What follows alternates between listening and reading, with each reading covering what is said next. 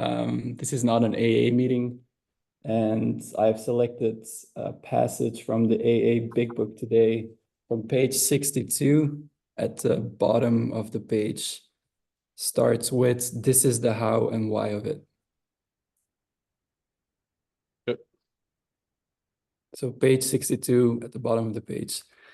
This is the how and why of it. First of all, we had to quit playing God. It didn't work.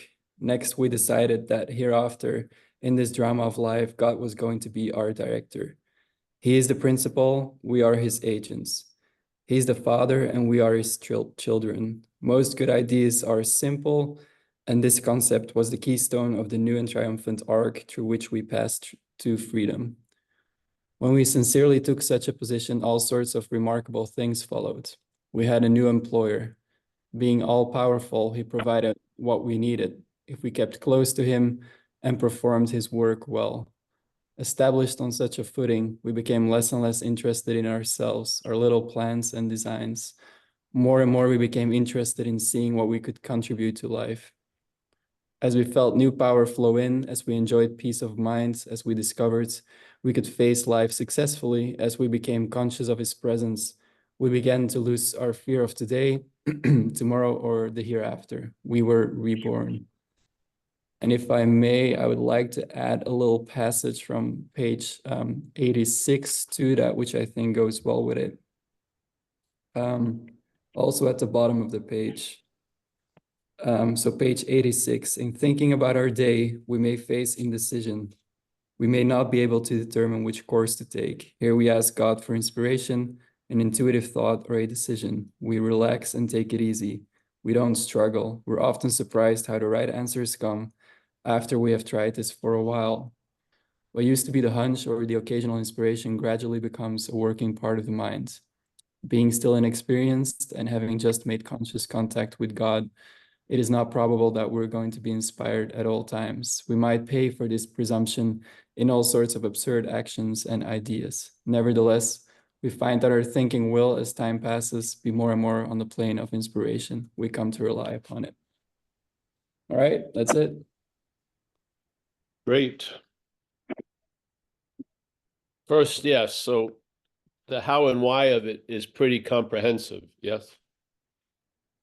If you were faced with something and it was presented, all right, this is the how and why of it, this would be a pretty comprehensive overview.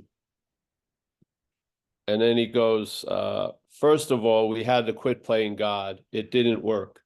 This is where I feel the message we're sharing here is quite helpful, because if you're in the state of being identified with that which is playing God, and you hear it from that condition, and you try to stop playing God, that's playing God. I'm just going to say it a couple of times because it actually captures the whole thing of the message that this platform supports. Yes. And this is the how and why of it. First of all, so in a process, first would be very important. Yeah. Because a process is on time, and first does a lot of things. It sets the direction. It does it has a lot of importance in a process that's in time. Yeah. Which the program of recovery is. So first, we had to quit playing God. My humble feeling is the head that we're listening to is in the act of playing God. So if that head is what catches this statement before we hear it, it does actually catches it after we hear it, but it causes us to forget we heard it. Then that which is playing God has caught the message, you got to quit playing God. And so what does it do? It tries to quit playing God. Yeah, that's playing God. Ad infinitum. It never corrects itself. Yeah. That stubborn mistake does not correct itself. There's not a point where you stop playing God while playing God. There's not a point. You do not arrive there. You do not arrive at the point, all right, I've played God for 4 freaking years. I finally quit playing God. No, you see that you're not that which is playing God. This is the humble invitation. Now, I do not have jurisdiction of how you hear it and what you make it, but that's why we come back every week, just to try to be clear about how we're presenting this. We're presenting this as, after a while, maybe not the best thing to rush right into this idea in recovery. Maybe you should get your externals down and do what we do. But after a while, you're going to hopefully see that which has defeated you as something other than you. Yeah. Because if you try to turn a snake into a not a snake, it's not going to work. Yeah, it's just not. So this is a parasitical movement. It latches onto us and it lives on us. Yeah. So we are the role of the host and it's the role of the parasite. Yeah. For the parasite to win, in most cases, the host has to lose. This is how it goes. So the parasite is in the head and it's playing God. AA says you got to quit playing God. That sounds like a daunting order that we're going to fail. And this is what happens quite a lot. The way we read it from the parasite is we're going to do something that we can't do. Yeah, like when someone said, hey, just stop drinking. Yeah. Oh, that sounds great, but I can't seem to do it. Just stop, fucking get married, have a kid, stop. Yeah. Sounds great, but it doesn't seem to come to pass. Yeah. Because I'm in a dilemma. A very big dilemma. I'm taking myself to be that which has defeated me. And I live in an anxiety that I'm probably going to be defeated again, which is actually a correct forecast. Yeah. So it's difficult to get rid of that anxiety because the alarm and the danger is appropriate. Yeah. And so here we're seeing that which is playing God, which is in the head where the problem resides. We are not that which is playing God. And this is how we quit playing God. We see we're not that which is playing God. That's the humble offering. Yeah. Now, it can be seen any way, anyone can see it, but that's how I see it right now, and I'm presenting it that way. Yeah. I found great relief when I finally saw that which has defeated me is not me. Before I saw that, I was trying to be free as that which has defeated me, and I was getting caught in that net that has been completely identified by our community. Self can't get out of self. Yeah, so that which is playing God cannot quit playing God. That's playing God. It just can't do it. Yeah, can't happen. Can't. Yeah. All right, great news. If I'm not that, it's great news because now I can see that which is playing God and I don't call it me. And I can do a fearless inventory on how self has defeated me in this life. I can be fearless and thorough because I'm not taking an inventory on me. I'm taking an inventory on self's manifestations in my life. That's completely different than mine. Yeah. Now, I don't care if everyone has ever in AA has it passed on to you that these are your resentments, your fears, your harms done to others. I humbly have come to a conclusion that's not true, at least where I'm sitting. Yeah. I have a right to voice the opinion. I'm a member of AA. I've been sober for quite a while. And I'll tell you, I can tell relief and I can tell imagine relief. And this is relief. It is relief. You're not trying to talk yourself into being okay. You're okay listening to the talking in the head. Yeah. It's just that simple. Now, I've been moved by it so much, it has become a sort of a seat assignment, and I attempt to share it in my community. Not because of me or you, but because of the relief I think it can bring about in your life and my life. I don't think it can bring about in my life. I've witnessed it. I would love for you to witness it. Yeah. And if you see this idea and it captures you, you'll read the book differently than when you saw it, when you thought it was you all along. You will probably disagree with this statement, we manufacture our own misery. I do not believe that. I believe something has taken us over and uses us to manufacture misery. That's how I see it. I do not believe you are your own worst enemy. You may have something that you could call your worst enemy right where you are, but it's not you. And I do not believe that you hate yourself. I do not. Do not. Do not. I believe something may hate you, but I don't think it's you. Yeah, just that simple. And you read the book, it says, hey, self-imposed crisis. That doesn't mean you imposed it, self-imposed it. Any life run on self-will is not you, it's self's will. Any life run on self's will is basically, for all intents and purposes, not your life. For all intents and purposes, self is living through you, just like it does with all of us. And we have been defeated by a singularity that we call self, and we are the plurality. We are the us. Yeah. How can you miss the obviousness of it? Tons of people that every one of us thinking we're so unique end up at the 3 same parking spaces, institution, jails, and death. We got the same fucking driver. Yeah. And if you don't recognize it, you're going to see this disease kills us with extreme personalness. It brings us to a point of feeling uniquely terminal. It's just that terminal uniqueness is just fucking unbelievable.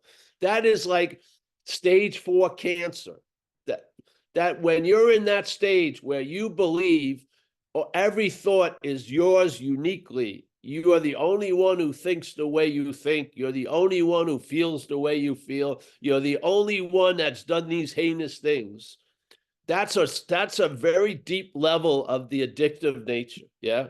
You're like a goner, so to speak. You're terminally unique. It's unbelievable. I entered the program in that condition. I swear to God, I was in a mental cocoon and nothing was coming in and nothing was getting out. Yeah. And this was an educational experience, going to AA meetings and listening to people share their thoughts, their feelings, and their behaviors, because they sure sounded like my thoughts, my feelings, and my behaviors. And then sooner or later, I came and I recognized the commonality of what we have been defeated by, and it ain't us. The commonality is self.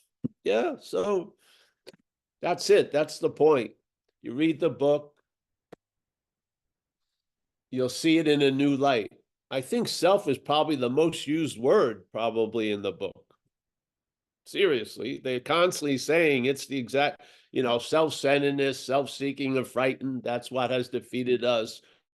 Extreme self-centeredness can't be relieved by any human power. It's going to be needed. You're going to have to find a power not coming from a human condition to give us the relief we need.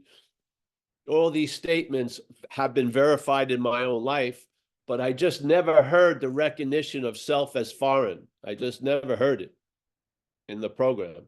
And I was in a thriving community in San Francisco, still am. So this hit me, started sharing it. It ruined my fucking AA career in a lot of ways. Yeah. My circuit speaking was over and getting invited. I would get invited to do these things, and then the people would check me out, and then I'd be uninvited. Some reason, I don't know. It wasn't being greeted with open arms, but hey. Yeah. So that's the point. And here, first, quit playing God. It doesn't work. God is going to be our director. And the thing is, it would be nice to know what's been the director has not been God. It's been self, yes? So self has been playing the role of director. Self has been the principal, and we have been its agents. We have, yeah? That's the description of the old employer. We're now going to be introduced to a new employer. Yeah. But the fact is, whatever you think you are, your role here in a way is being of use. Something is going to employ you. AA presents only two possibilities, either trusting finite self or trusting the infinite. So either self is employing you, or the infinite is employing you. You're going to be employed. You're going to be driven. You're going to be moved. Yeah, there are going to be winds that are going to come into you as a sail and are going to direct your life. The sail does not direct your life. The sail catches the wind that directs your life. Yes?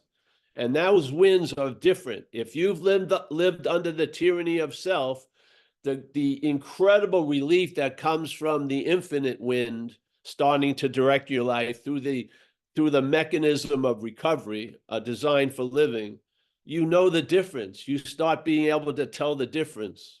Yeah. Yes. And no matter how much the old wind tells you it's going to bring you to paradise, you know you're going to go to hell, so to speak. You are. That's where the wind blows. Yeah. It tells you, no, it's going to be north this time, but it's always going to go fucking south. Yeah. So AA is awesome, man. There was no way this life called Paul was going to be corrected. There wasn't a long enough retreat or a rehab. I spent 2 years in a rehab that didn't do it. I mean, what was I going to have to spend 5, 10 years? Probably. I was probably going to have to be institutionalized. The place I was in was a trip, 2 years, and they used to have these brochures about their success rate. And they would say it was like 97% or whatever, but that you had to read the fine print. You could never leave Delancey Street. You'd have to live there your whole life to stay sober. I didn't see that as that attractive. You know what I mean? I couldn't even choose my roommates. It was just, everything was appointed to me. Yeah. Where to go, when to go, how to go. Yeah. It worked. I mean, but yeah. Yeah. It worked. But when I left after 2 years, I was a sitting duck. I got taken over quickly. And then self started using me for transportation again. And I landed in a much more pitiful, incomprehensible demoralization. I did. It was so deep at that point. I didn't think I could go that much deeper. It was fucked. And really, I just gave up, and I was just trying to stay obliterated until I went to jail, institution, or death. Yeah. And death was looking pretty attractive, quite a lot. Yeah. I wasn't going to take my life, but I was willing to overdose. Definitely. Yeah, definitely. I did many times. So, I believe there is a better way, but I think we need to have an understanding of the older way, that there was something that has been running our lives called self, and we're always pointing the finger at us. I would like to give it some of its fucking well overdue credit for defeating us. Yeah. Just like we give gratitude and honor to that which is keeping us sober, I would like to really just have a true assessment of that which kept us drunk. Yes. I just don't think we do it. I think we take it upon ourselves, and we take the sense of doership, and we own all that behavior that we did while under the influence. I mean, it's time to come out of that rock, come out from under that rock. Yes. Yeah. I mean, if you're, 40 years sober and you're still filled with resentment and fear and shit, something's off. Humbly. Yeah. Yeah. I don't have that. I do not have more resentments now than I had when I came in. No fucking way. I don't do many inventories because I don't have anything to inventory. It's just every day the problem doesn't exist for me. It doesn't. Now I can come up with other problems, but nothing with close to the size and dimension of that original problem. Nothing not even fucking close. Yeah. I mean, I mean, really. Yeah, this isn't just a run-of-the-mill problem that doesn't exist for you. It is the problem doesn't exist for you. It was a fucking huge problem existing as me. Yeah. Now it doesn't exist as me. Hallelujah. Yeah. I think it's great news. I was always, well, whatever, whatever. Here I am. If you're new and this is confusing, just don't come here. Just go and just do what you need to do. And then when you get more in the program, you'll come back and look at your fourth column of your inventory, and you're going to see self's role in it. You are, sooner or later. Maybe you need to see your role in it and only your role in it now. All right, that's fine. But please return and check it out, because your role is chock full of its role. Yeah, it is. All what you call your behavior is very, very, very, there's very little of your behavior in your old behavior. There's a parasitical behavior all over the fucking thing. Yeah.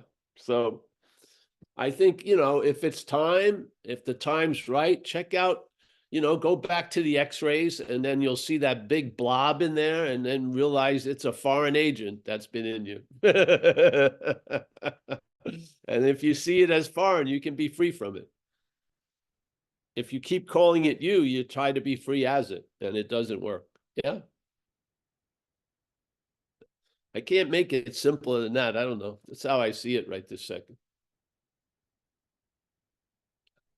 The problem will not exist for you. Incredible. I truly believe the problem doesn't exist as you. That's even better. Yeah, I do. There was no way, if I was the doer of all that behavior, I would ever get relief, because I was convicted in the mental court. Not giving my mother money when I had money, after I said every day for years, I'm going to give her money. I was convicted and the keys were thrown away. Yeah. There was no way I was going to get out with the greatest lawyer in the mental court system. I wasn't getting out. The only way I have become free from my past is to see I wasn't the main doer of it. That's how it worked. Yeah. I do not go there based as the doer of it and then try to find relief. I've got great relief by realizing I wasn't the doer of it. I was the car that drove the robbers to the bank. I did not rob the bank. Yes.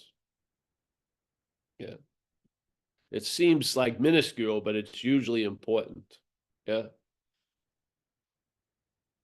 If not, you'll be wed to the past. And then the head's going to use the past to fucking paralyze you in this present. It is. That's what it does. Yeah. It's funny. I don't even go in the past much at all anymore. I really don't. Every day is sort of like an Etch-a-Sketch. It happens, and then it gets erased, and then there's another lines going around. But I don't go to like Etch-a-Sketch 1985. I just don't go there. I don't see anything in there. I don't. I don't. Yeah. I remember one person came up to me and they were, did you hear that Watson Watts got divorced? I said, I didn't know they were married. I don't care. I don't care if they were married. I don't care if they're divorced. I really don't.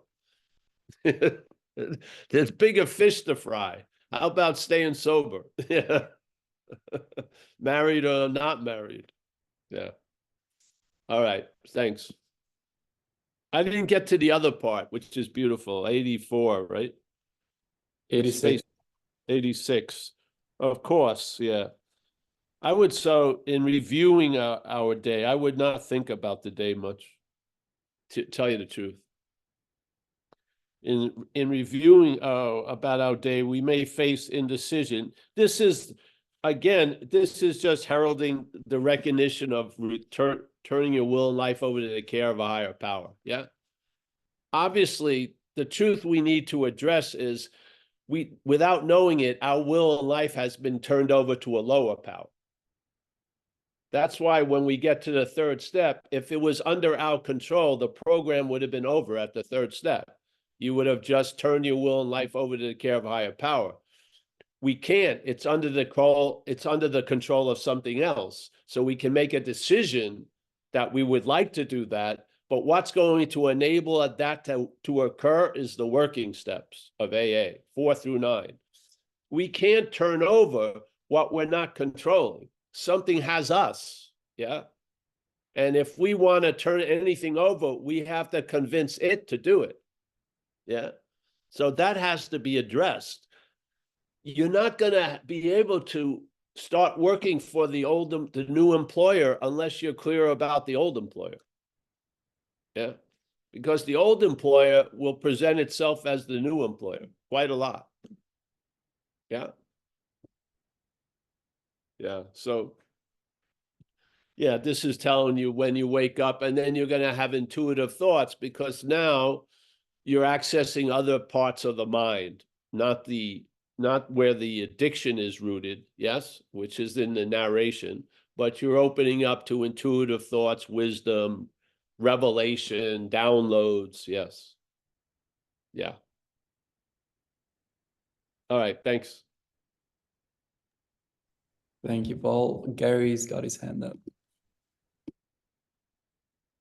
Gary. Paul, thanks. Hey. Hey, I was just thinking about step 4 as you're speaking, and inventorying how self has defeated me. And it seems like one of the things that's being noticed now is, as I listen to you, it's like there's these thoughts of intuitive and so it's like, oh, I've got it. And it seems like that's another aspect of self, how self defeats me is by this sort of claiming of insights as they, come through the x-ray machine, sort of like, oh, now I see what he's talking about. I've got it, man. I can run with it. And that may be good to a point, but it seems like at a certain point it's not coming from an infinite source anymore. It's something that has been claimed by a finite source and is trying to play God. And I don't know, I guess that's something that goes on my inventory now, because there's that sort of it's a copycat. It copies that and claims it for its own. And then there's all kinds of reactions like, well, I wish I could stop that. I'd like to have this mind, like you say, be a service animal and not do that anymore.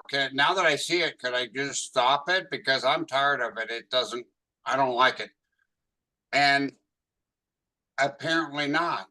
Apparently, you're saying, the seeing of it is somehow the answer. The seeing of it is the answer. It's like I gotta stay in the x-ray room where I'm seeing the x-rays, not go back to being the patient or something like that. Anyway, I don't know if you get where I'm coming from, but maybe there's a new line that has to be noticed in the inventory about the claiming. It's more or less constant. Yes. Well, this is a warning, but the thing is, you get the infinite mail, and it's still infinite. There's just a claiming of it that wants to translate it into a finite thing. But you got it, yes. You got the message. You have. Things have happened inside of you that only the infinite could trigger. So no matter if the finite claims the infinite, it doesn't change the infinite to the finite. It just says it does. See, it's a statement that doesn't have any weight. You got it. There have been, as it says, there's a power that's going to constantly reveal to us shit. Yeah, you've gotten that shit from that power. You have. Now, the head has reacted by trying to claim it and make it its own shit or do whatever it does, but you have an understanding to recognize that. But it doesn't it cannot devalue the infinite. It cannot. Yeah. It may make it unsuspecting. It may make it seem to be farther than where you are right now. It may try to do all these little magic tricks with it, but it cannot change the infiniteness of it. Yeah. Yeah. So you got it. Everyone here has got it to some levels because we're establishing sobriety for today. So no matter how much the head's claiming it, it can't change it. Yeah. Your head has tried to change and mutate and maybe stretch out or your sobriety, but you're sober today. Yeah. So that's a demonstration of a power greater than self, overriding this idea of self all fucking day. Yeah. So, yeah. The infinite has downloaded in many of us, and that infinite, what the head who tries to claim it may make it somewhat finite and using for its own purposes, but that gold is still gold. Yeah. The form that it's been made into doesn't change the quality of the gold. Yeah. So what we do in AA is when you see this stuff happening, like you just described, Gary, bring it to step 6 and 7. Yeah. And so, all right, I found the gold, but it's in the form of a bracelet. Hey, that bracelet's coming from the old employer. I'm sending that bracelet to step 6 and 7 and extract that gold. And I want the new employer to use my natural resource of gold to its own point. Yeah. And I'll be the better for it because I have faith in it that it works because it's worked all these years. Yeah. So I see shit. I see the claiming. I bring it to 6 and 7. It's trying to sell the gold that I am as the gold is only based on this. You gotta constantly polish the gold, all this bullshit. No, 6 and 7, throw it in there. It comes back out. Gold. Yeah. And then the revelation is how the higher power is going to use the gold. It's cool. Yes. It's not going to form it the way the head does ever. Yeah. It's going to always surprise you a little mental logic. It is. So yeah, I see it that way. You got it, Gary. I've watched you. Everyone here has gotten a semblance of it. Don't let the head claiming make that not so. Yeah. You got it because you are it. You didn't get it because you got it. You got it because you are it. Yeah. This is just this is not a creation, it's a discovery. Yeah. That which is available is available. Has it been available to you? Maybe, maybe not. But this is what's being worked on. Yeah. Yes. Yeah. So don't, hey, bro, I've watched you. I've watched a lot of people here. Yeah. And I've seen the light go on a lot of times. And now that light's always on. And maybe you don't think so that day. Maybe you do think so that day, but the light's on. Yeah. Yeah. You have gotten a sense that that which has defeated you is foreign to you. Hallelujah. I mean, I swear, this is the most basic diagnosis we need to have. Yeah, because the activity of it is we're identified as it. Not because we want to be identified as it. It just states that fact as a fact, and it ain't a fact. Yeah. It says you already are a self. It doesn't say, oh, watch out, you're going to become one. It says you already are one. Yeah. It has you historically blunted. All your moves to go somewhere and be something else, it blocks you with a historical you are. You already are a self. And now, try to get out of self. Try to get a better self. Rehab me, motherfucker. Try that. You're going to spend hundreds of thousands of dollars trying to rehab me, and it's not going to work. Go, yeah. This is the thing. You're not a historical self. The self arises and says you're a historical self. Yeah. If you start recognize that voice is not of you, you're going to have a very healthy suspicion about what it's saying. And you're going to run into a lot of false evidence that seems to appear real to you. Yeah. Why is it that false evidence appears real to us? Is we're living from a false evidence. We believe we're a body, so to speak. Yeah. Have you ever seen someone you know dead? It usually hits you that that body wasn't Uncle Fred. You were assuming it was Uncle Fred because you're thinking the body is Paul. But Paul, the body is not Paul. The livingness of Paul is not of the body. It's through a body, but not of a body. It's very clear. Yeah. We are not a mental or physical condition. We are a spirit condition or a non-thing condition appearing through physical and mental and shit like that conditions. Yes. So if you finally see the horse and it's in front of the cart, yeah, no matter how it appears, you're going to know the horse is in front of the cart. The program, to me, diminishes a mental condition, which makes the spiritual condition that's seen from the mental as an unsuspected fucking thing becomes obvious. Yeah. It's like you do not introduce a new flower to the garden. You just notice the flowers in the garden. Yeah. Yes. So you lose interest in self, bammo, something happens. Yeah. You keep feeding interest in self, the same shit happens. Yeah. Yeah. So the whole program pivots on losing interest in self. Self can't do that. Self trying to lose interest in self is interest in self. It can't. So, and how do you know yourself or not self? Well, just check it out. The head is seeing you as a self all the fucking time. It can see you as a spiritual self or a loving self or a hateful self, but it's always going to be this idea of you. Yeah. This is what we lose interest in. Lose interest in the idea of you. Great.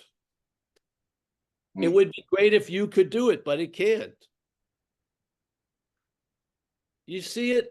If you tries to lose interest in you, that's more you, yeah?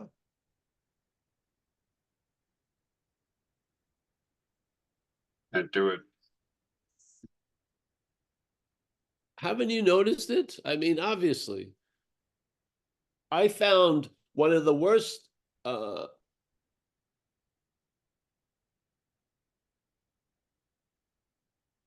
let's say you want to get healthy. The self wants you to get healthy. It's magnifying everything makes you more ill. Have you noticed that? You've got 50 bottles of vitamins in the thing. You're constantly going over your intestinal tract every second.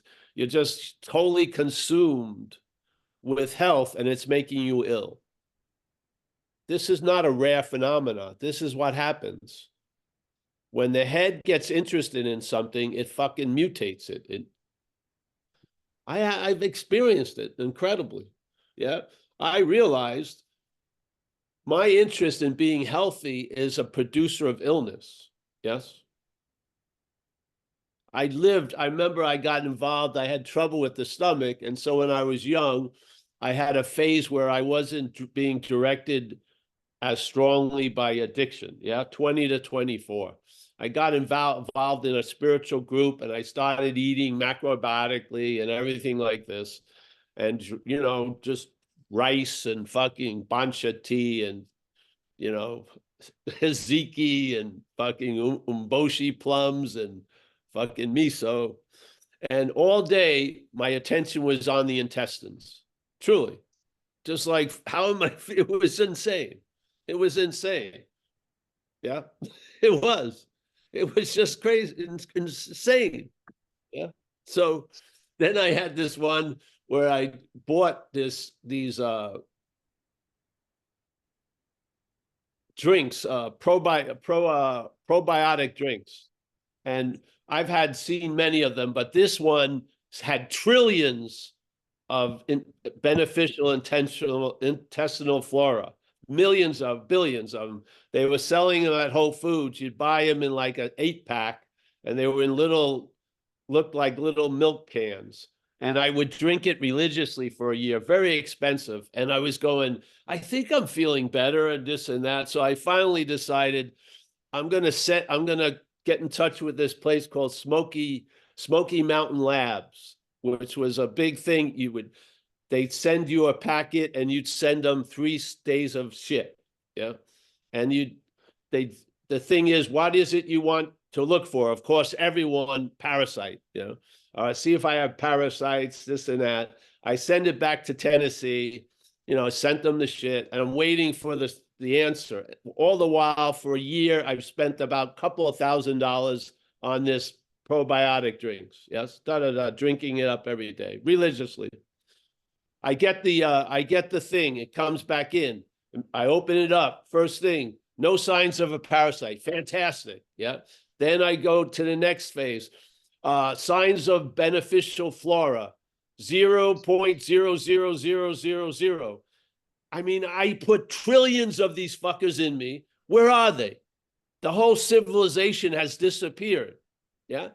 Super fucking pissed and frustrated. Hey, I just been drinking trillions of these things every day, and there's no sign of them. So then the next paragraph explained it all. Mr. Hedderman, you have this 2 forms of this bacteria that love intestinal flora. They ate it. So the thing that was really bothering me, I was catering, a gourmet caterer. I was giving it everything it wanted, and the 2 bacteria are having a fucking field day for a year on my dime. Yeah, this is insanity, isn't it? I wanted to correct something, I made it super worse. Haven't you noticed that in your own life? There's a secret clue in there. Something is not on the same page that you think it is. It has its own agenda, masquerading as your agenda. But then when you get to something that you really feel important, the way it works and the way it sees it, it fucks it up. I don't want to act out with this new girlfriend, fucking acting out the first Friday night you go out. Yes.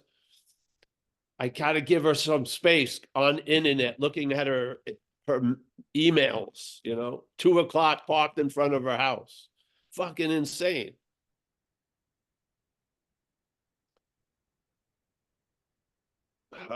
Yeah. So there it is. It's simple. Stay sober, first of all. Because if you are a real addict and alcoholic, you're not going to see clearly with any kind of substance in you. It's just not going to work. Yeah. It just takes too much attention and interest to deal with it. It just sucks your whole life up. So stay sober, day at a time.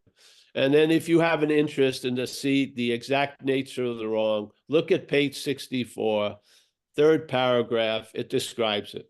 Yeah. Being convinced, self manifested in various ways, is what has defeated us.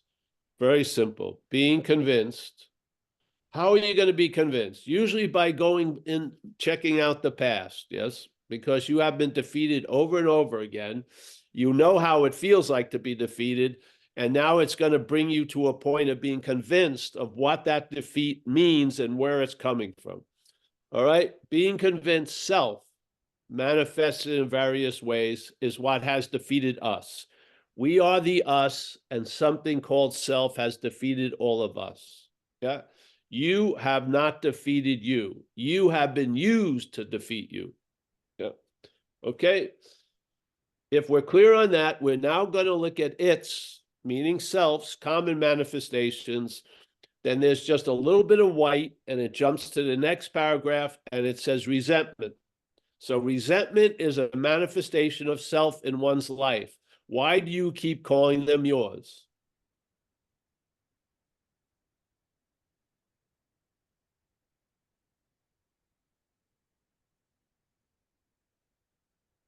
super clear description. We're going to look at the manifestations of self in our life. The first one, resentment. So resentment is a manifestation of self. Why are you calling it yours?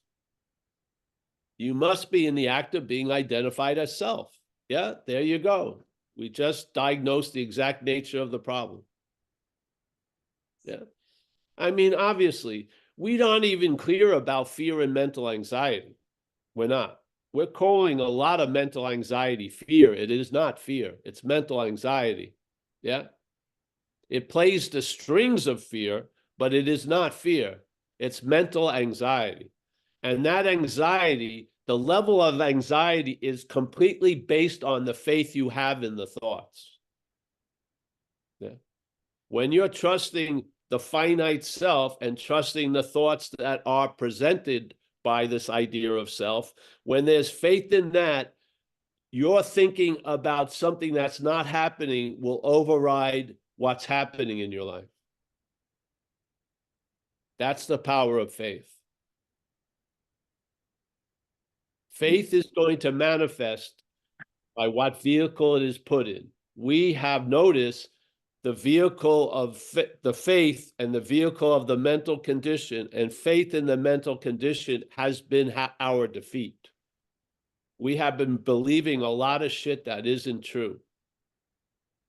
We've reacted as false evidence appearing real, and we've made some incredibly rash and stupid decisions based on self that have put us in positions to be hurt. Yes? All the while, we will invariably find the decision was based on self, not on you. Yeah. So something called self-will is running your life.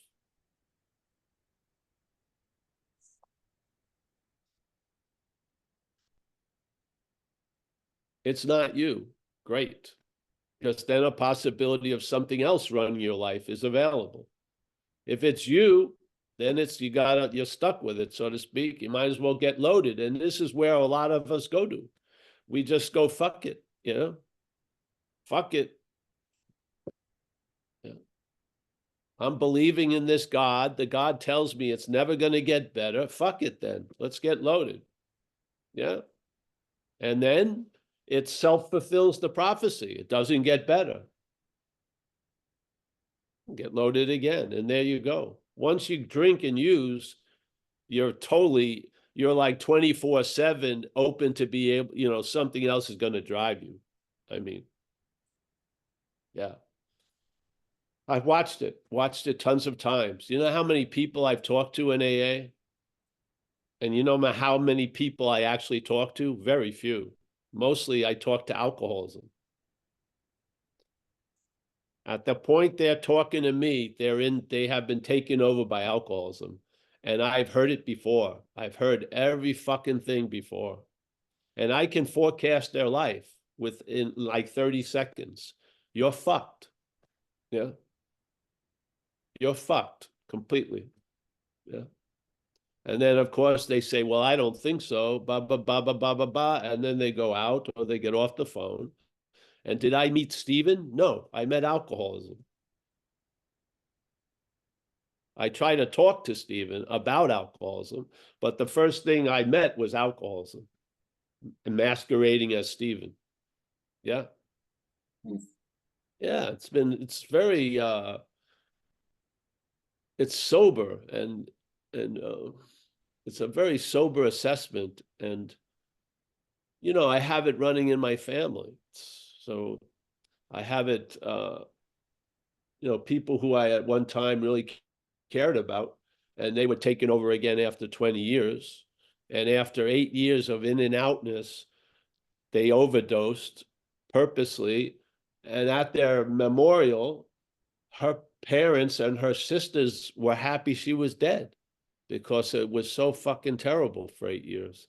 They were actually happy it was over for her and them. Can you imagine that? Yeah. Did I believe Wendy killed herself? No, I believe something killed her for sure. Something foreign took her over and led to her demise. Yeah. Yep. All right, thanks. Thanks. Next up, Marjorie. Marjorie. Yes. Hey, okay, so my question is just to gain clarity on the lower power and the former employer. Yes. I know that I've only been to a few meetings here, but I know like the word demon has been mentioned. So my question is, do you actually see it as a demonic spiritual power that takes over, or are you using that metaphorically? And if you really do see it as like a demonic spiritual power, do you still, even though we have a quote unquote new employer, do you still see that that can still come and affect us today? I see it mostly metaphorically because I see it as a foreign activity. To make it, let's say, more embellished or more dramatic, I try to paint it its demonic side. But it can also just, the bondage of self can be seemingly extremely demonic, or it can just be, you could reach 12 feet, but you only reach 6 feet. So it's sort of like you're wearing a suit that's too tight for you. You can't entertain taking it off because you think it's the skin. So no, I see the idea of self as a foreign activity that the head is entertaining. I don't see it as demonic. It can appear to be demonic based on the treatment it dishes out to the host. Yes. So I think when I hear a host that's been taken over by something talk about it almost as a demonic presence, I can feel that. Yes, I can feel that. Because it can be like that. Definitely. Definitely. When you're at your wit's end and something is driving you to do shit that you really don't want to do, that can be called feeling like being moved by a demonic presence. Yes. Yeah. But most of it, I'm sort of neutral around it. I just don't think it's you. Yeah. And I think it has a lot of limitations. And I think it's truly blind about a lot of things, but won't admit it. Yeah. And I just don't believe it's a good GPS to follow. Yes. Because the problem resides there. The alcoholism is in the mental activity. Yeah. Yeah. But no, I don't feel it now in my life. I don't feel it as demonic at all. I feel as it is just, I've just lost interest in it. So it doesn't matter if it has the ability to be demonic. It doesn't have the power to be demonic anymore. See, the power to be demonic doesn't come from the demon. It comes from us. Yes. Yes. So if you're, before you see the guy behind the curtain in The Wizard of Oz, when you hear the explosions, they're really, really scary. But then when you see the dude that's setting off the explosions, they take away the fear out of the explosions. Yeah. So the same thing. When you see what's sent to be demonic as what it is, which is just a foreign agenda that is rooted in a sense of failure. It's a failed system. Yeah. Yeah. So you know what a failed system is? It's a failed system. Any life run on self-will is hardly going to be a success. That's a statement from our book because they observed it. Yeah. It matters what you think success is. If success is an availability and a presence of what's going on right now, I think a life run on self-will will hinder that greatly. Yes. Oh. Yep. Is that all right, Marjorie? Yes, that was very helpful. I see it as neutral too, but thank you. There you go. Yeah. So if you want to call it part of you, that's fine, but be very clear that it thinks it's all of you. It's just an important thing to recognize. Yeah. Yeah. We may have a lot of ideas about it, but it has very strong ideas about it. We may think we can win it over. I don't think so. But hey, many people have tried. Yeah. Yeah. I just rather see it as not me. And then if I'm going to be used, I feel like the decision has been made, but to be used by the higher power for 35 years. Yeah. So I can say that has truly worked and is working. Yeah. All right. Anyone else? There's one more hand up. You have time for one more? I do, I guess. Jessica. Hi, Paul. Hi, everyone. I've not joined you for a bit. Can you hear me? Yes, I can hear you. Yeah. I just wanted to share my experience of a resentment. I've been sober for a few years, and I don't have resentments really, but there was one lingering one that I had with my son's father.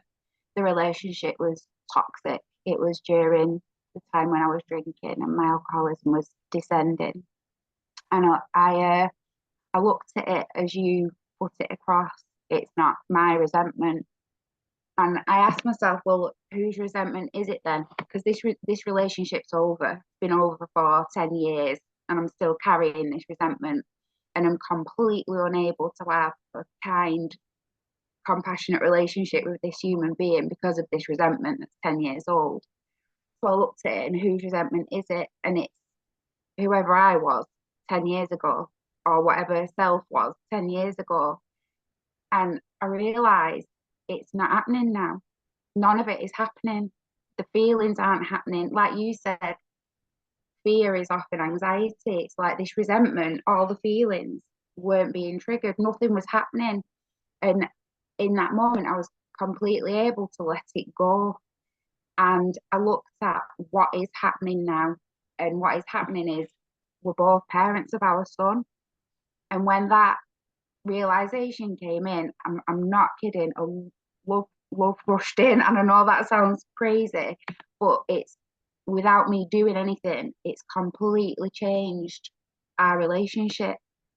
And my son is going through a really, really difficult time at the moment at school. And the support that me and his dad have been able to give each other has been immeasurably valuable. And I didn't know that this was going to happen. I didn't do anything, and I didn't know how valuable we could be to each other. And it's just been incredible, really, being able to perceive that. And you know, the comfort as well, and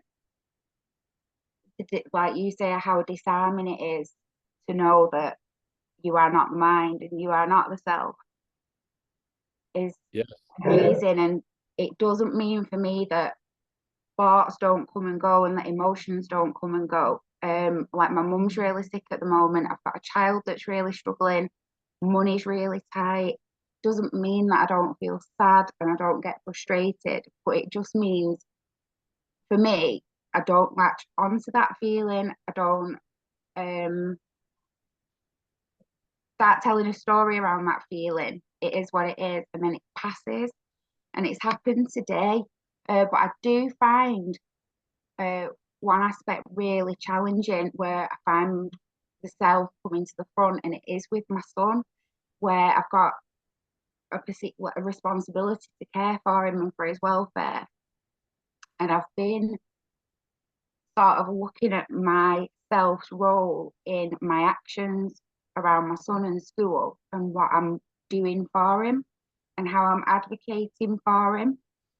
And in that role, I find it really interesting how self comes in because I have to act on behalf of someone else. And I find that disturbing at times. You know, it upsets me, if you know what I mean. Like I'd Yes. be missed if I could just sit in a cave, right, and not have anyone talk to me or expect me to talk or do anything. I'd be bob on. But we don't live in that world. We live in the real world where we have to act and speak and do. And so yeah, things do still come up for me, but I know just even a year ago, I would probably be paralyzed with anxiety. Now I'm being pain, physical pain from it. And I'm not, I'm okay and quite peaceful, really.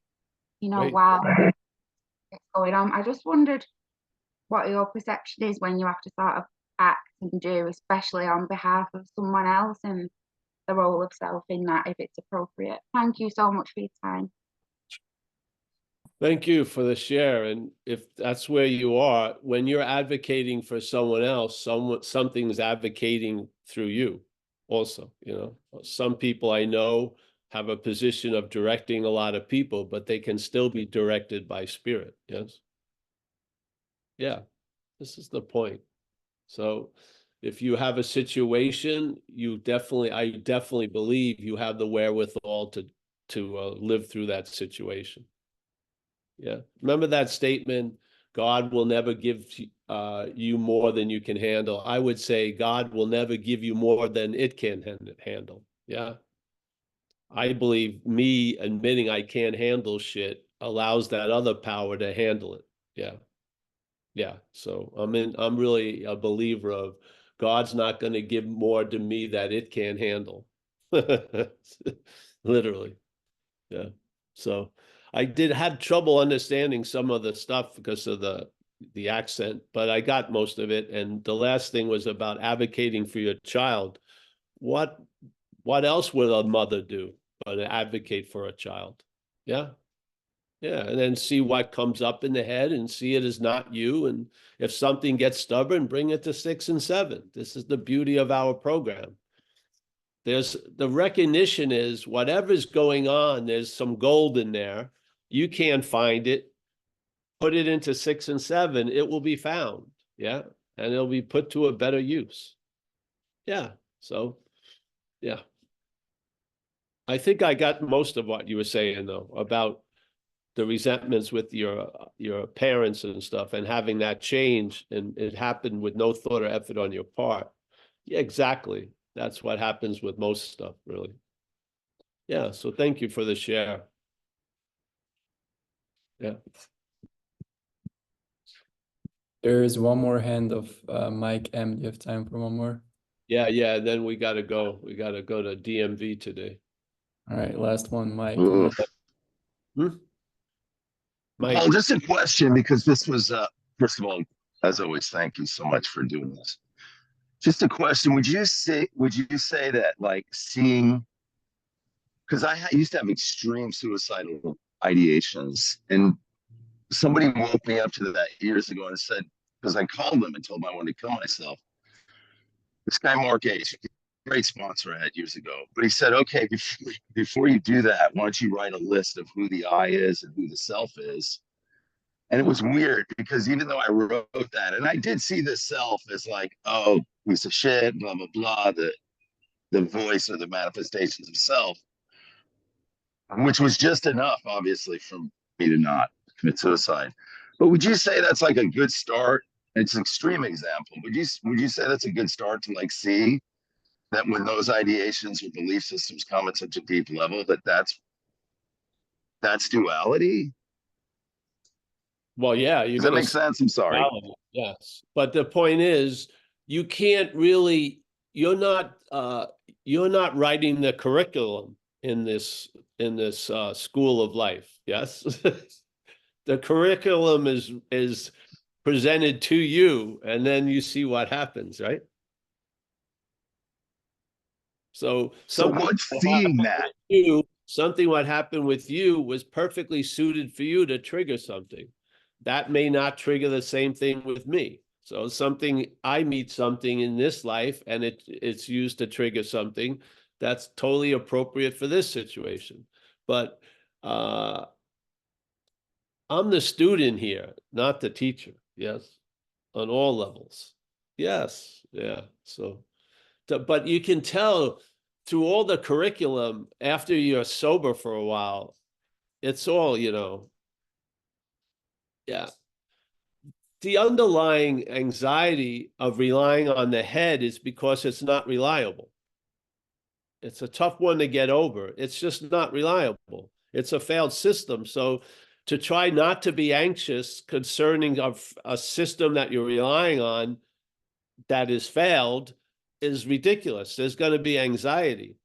But now we're under a new direction, which doesn't promote anxiety. You realize that you're taken care of usually. Yeah. So it just builds upon a trust as you go along, where the other one just erodes any trust that we start with. Yeah. That's basically the process of listening to the head. The head is listened to completely, and then it erodes over time because of its myopic failedness. The other possibility we rely on, maybe with just a little bit of willingness, but because of its success, yeah, we come to believe, yeah, and therefore that inert like tension of muscle of feeling like some shit's going to happen in every second, that you get relieved of, yeah, and you don't have that pulled in stomach of waiting for the next punch. You're actually relaxed now, like it said in the reading. You're going to relax, yeah, when you have a decision to make instead of getting stressed out. Why is that? Because the overall condition has changed. You're relying on something that's reliable. Yeah. Where before you're trying to do all these gymnastics to try to look relaxed when you're relying on something that's not reliable. Yeah. It's not a natural reaction. Yeah. The tension is, the anxiety is. Now we're reacting or responding to something that is reliable, and therefore you relax. Yeah. Yeah. The other way is like you're trying to force yourself into a yoga posture that you can't fit. This is, you grow right into that posture because you're relying now in life on something reliable. It works, which proves it's like a muscle relaxation. It's like a muscle relaxer. There's a tension usually when you're being driven by self. There just is, because the shit's going to fucking go off the rails sooner or later. Yeah, all your master plans and shit. Yeah, now you're in a state, you're easily able to fall back into relaxation because you're in good hands. Yeah. And of course, the hands aren't judging you like the head judges you. The hands just keep holding you. Even when you're bad or you do something stupid, you seem to be able to be, you're still held no matter what. That doesn't go with the head. The head, it's all fucking transactional. And you're constantly living under an anxiety that it's going to add another obstacle to the obstacle course, another fucking ring to how far you got to go, how far you can jump. It's slavery, literally. Yeah. But now we're relaxing out of that fear, that survival mode, and we're feeling like we're taken care of. Yes. So any way can be the way. The head can use anything as a great example. Just stay in the position of being the one who's being taught, not the teacher. Yeah. Here I may look like I'm the teacher, but I'm not in that condition inside. Yeah. I am super clear. Something comes through me. It has nothing to do with me. Yeah. Nothing. And I've been clear about this for fucking years because I've been in this seat assignment for 30 years, 32 years, some form or another. It's obvious I have nothing to do with this event. Yeah. It's super clear. So yeah. So yeah, perhaps there's a better way. Yeah. These effects occur. You can't, if the anxiety that's in you is valid, it's going to be very difficult to flip. Yeah.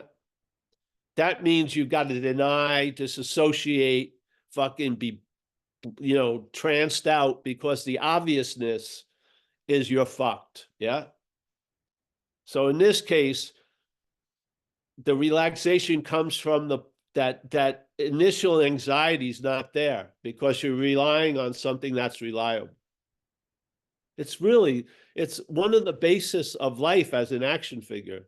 If the action figure is relying on something reliable, it will demonstrate characteristics it doesn't demonstrate when it's relying on something that's not reliable. It just does. Yeah, it just sees a lot more because it's not looking for some fucking solution every second. Yeah, yeah. The basis is really the greatest influence of how we appear. What we're resting on is really how we see ourselves. Yeah. And if you're relying on something that's not reliable, the anxiety or the fear is valid. It's warning you. Yeah. So when you're going, well, that's not, no, you're fucked. Yeah. Yeah. But you are. This is, hey, 35 years I've rested on these principles. Fucking, it's awesome. Yeah. Never once did the bed drop and I fell on the floor. Never. Yeah. Never. So, yeah, I mean, how, let's say doubting Thomas maybe was valid because he just saw Jesus for a little while and then Jesus took off. But a doubting Thomas after 35 years is a little bit abusive, don't you think? I swear to God, if you've been under this influence, if you're still doubting it, that is definitely not you that's doubting it. Truly. There's no doubting Thomases in long-term sobriety. There just isn't. Yeah, I mean, seriously. Yeah, yeah, if Jesus was staying out with those people, doubting Thomas wouldn't have been doubting Thomas for long. Yes, probably not. It was shortness of time under the influence of that allowed the doubting to occur. We've been under the influence of this higher power, many of us, for a long time when it comes to time. Yes? The thing doesn't have, I'm going to really fuck you at the 43rd year. It's not like one of those things. I'm setting you up for the big fall. So I'll be nice. Everything will go well for 36 years, but then whammo. Yeah, it's not like that. Yeah. Yeah. It doesn't think like our head thinks. It doesn't think, I don't believe. It just is. So, yeah. This is why I love the third step and seeing it as I have a higher power of its own understanding. Yeah, that's how I view it. I don't want to have a higher power of my understanding. I have had a lot lower power that gave me its understanding. I don't want that, but I want the understanding of the higher power given to me for sure. Yeah, definitely. All right, I gotta go. I have an appointment today. Hey, thank you so much, Mike and everyone. Let me say goodbye. Jacob, as always, thank you for holding this, setting it up. Martin, great job. Short and sweet, very nice readings. Mickey, as always. Jessica B., thank you for the participation. Stephen, Tom in Denver. We got our friend here, Axel. We got everyone. I can't see some of the names. Gary, Rob, Chris, Saraswati, Stuart, Bobby, Marjorie, Kaiser dropping in. Yes. Nice. Joseph, Jared, Roman, Kurt Z. Yes. I don't know. I think I have more people. Annette, Fletch, Andrew, Jeff Penfield, Oliver, Jared again. Joseph in France, nice to see you. Marjorie, Paula. If I missed anyone, I think I did.